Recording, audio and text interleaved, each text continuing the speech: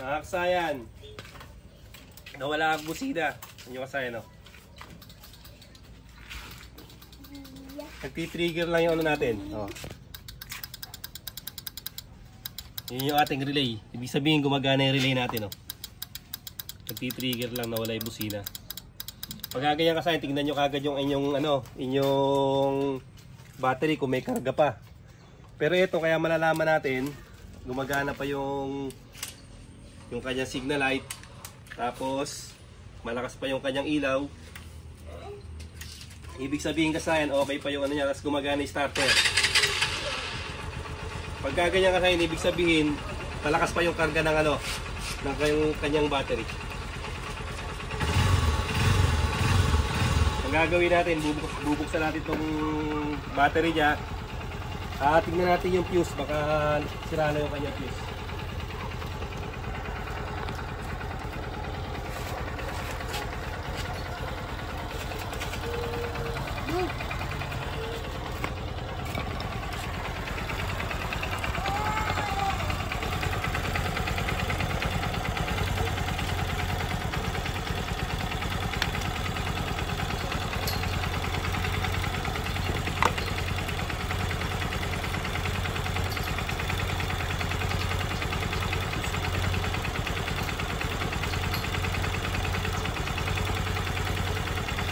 MX Supremo itong model natin kasayan, ha.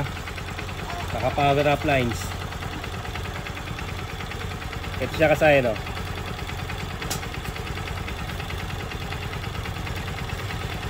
Tingnan nyo yung fuse. Tingnan mo yung fuse kung ano siya, kung buo pa. Subukan mo. Ano, buo pa? Hindi na to. Hindi na. Siya kasayan, ha. Ito yung fuse niya, oh. Paano naman kasayan halimbawa nasiraan kayo sa biyahe, wala kayong fuse. Pwede nyo gawin itong diskarte para sa walang fuse.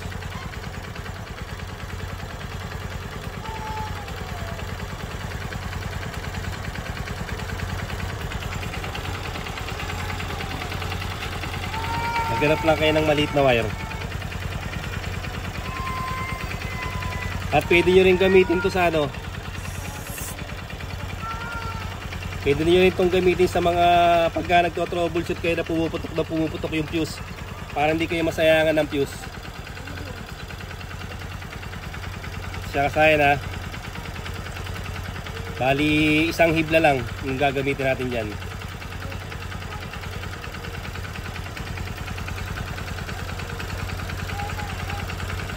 Kasi dapat buo yung fuse natin, eh. Isang higda lang yung gagamitin natin, ha.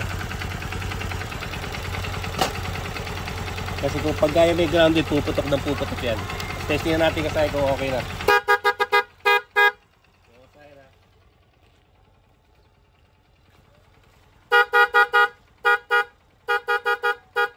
Ayun kasayan, yung iba namang sakit ng busina, yung iba nawawala yung isa. Yung kabila gumagana. Ang magiging tunog yung kasayan parang pandesal.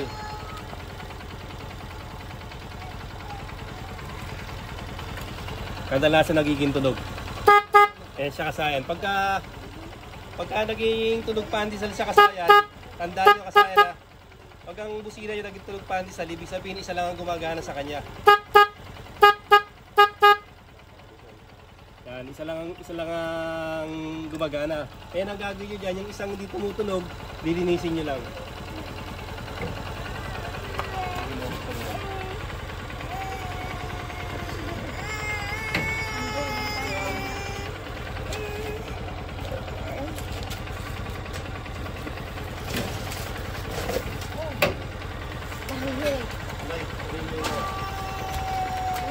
Ito siya kasayan, no? Ganito gagawin nyo. Yung isang hindi tumutunog, linisin nyo lang. Kadalasan mga ganyan nangyayari dyan, no? Na kinakalawang.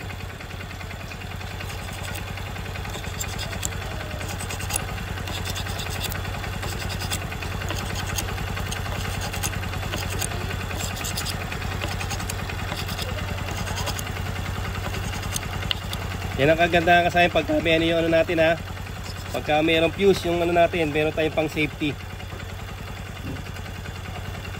Tapos dito,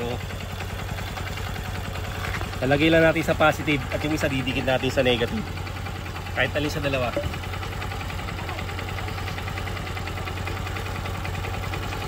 Ganito lang yung gagawin niya para makapag matesting yung busina kung may problema na siya.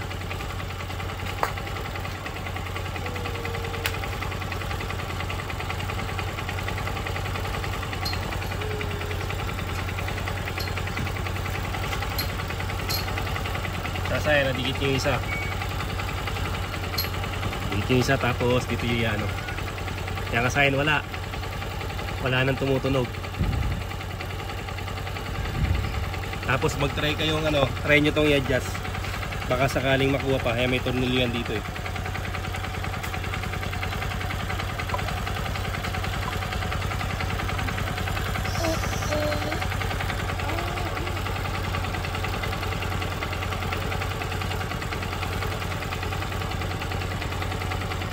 Kasayan, wala na siyang reaction.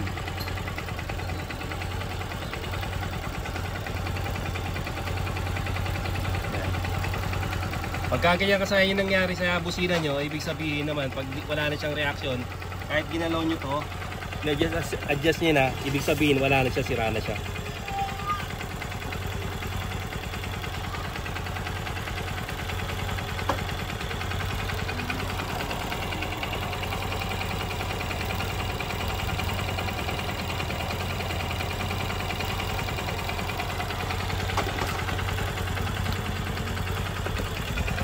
Ito sila, may mga may mga adjustan dito.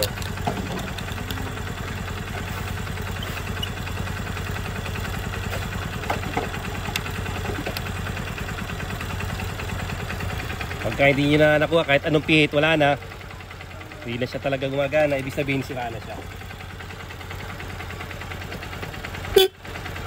Ngayon dapat siya kasayan, bali, i-test nyo siya ng i-test nyo lang siya ng rekta. Tapos adjust nyo rito. Pag talaga wala na siyang reaction, wala na. Ibig sabihin, palitin na talaga yung yung busina. Magiging tunog pandesal.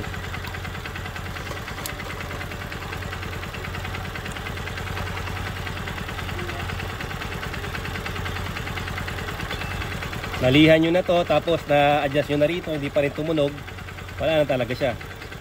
Sira na talaga. Pagka naman buo siya, tutunog siya.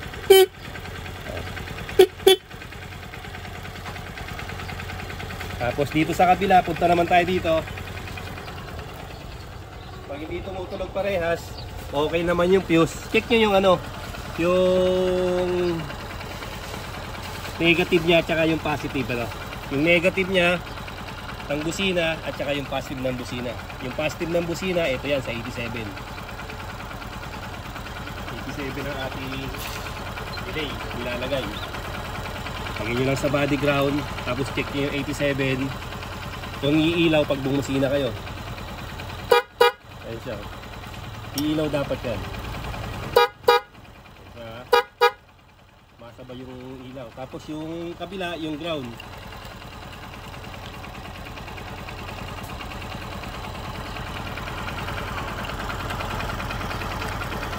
Kung saan nyo nilagay yung ground, yun sa i-check.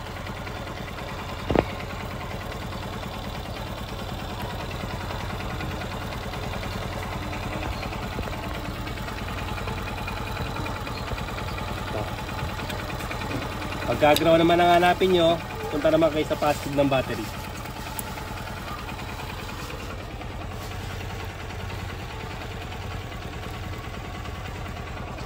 Positive ng battery, tapos negative ng kaya siya kasaya na meron. Ito yung nakalagay yung negative sa body ground.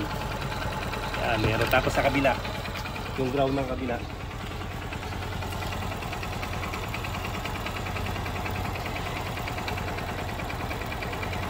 Ito.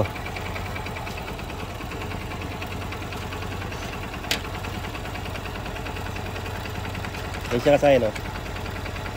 Okay na okay yung ground. Kaya yung sinasabi na mahina yung ground, punta nyo sa ground. Yan, pas positive. Kung meron kayong voltmeter o test light na katulad nito. Kaya kasahin, 13.9. Lipat tayo sa kabilang ground. 13.9 ha. Ganito lang gagawin nyo kasahin para malaman nyo kung talagang kailangan na bang palitan yung ano, yung inyong busina. O nagka-problema lang sa ano, sa wirings o sa fuse.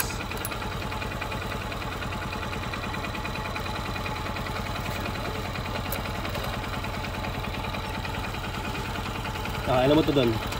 Sa battery. Tapos check mo yung reading. Medyo pikado rito eh. Positive ba sa pula? Sa plus? Ano?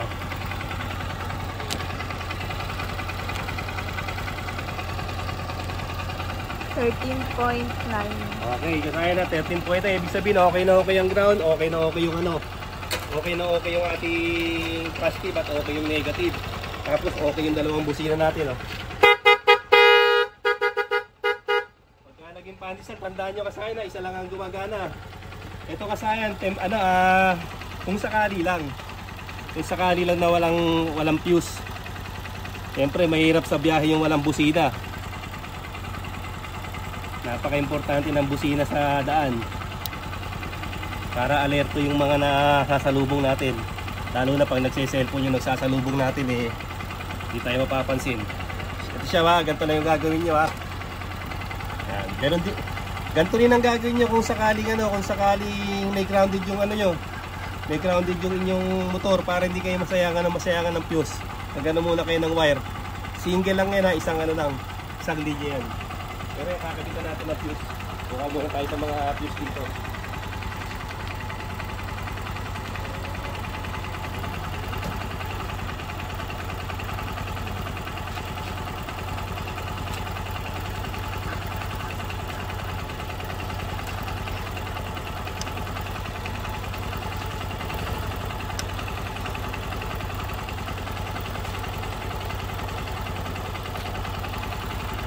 Ito.